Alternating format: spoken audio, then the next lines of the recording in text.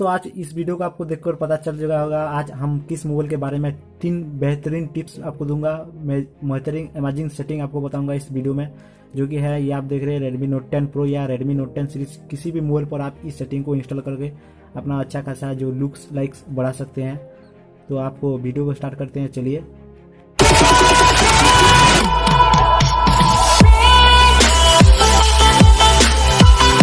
तो अपना जो रेडमी नोट 10 प्रो है उसे ओपन कर लीजिए। ओपन करने के बाद यहाँ पर आपको सेटिंग्स पर जाना है।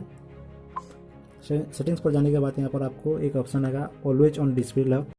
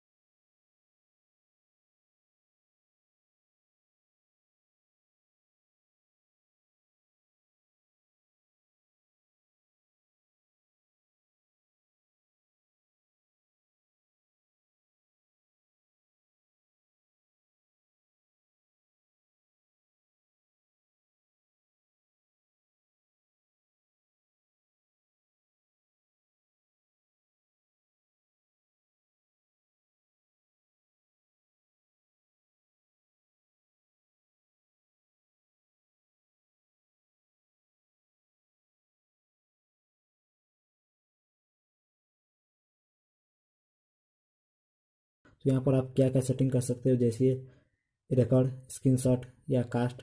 यहाँ पर एक अच्छा है जो कि आप यूट्यूब वीडियो प्ले करते हो और प्ले कर रहे हो तो आप इसको इसके मदद से डिस्प्ले को ऑफ कर सकते हो, जिससे कि आपका म्यूजिक चलता रहे और कहीं पर टच भी ना हो।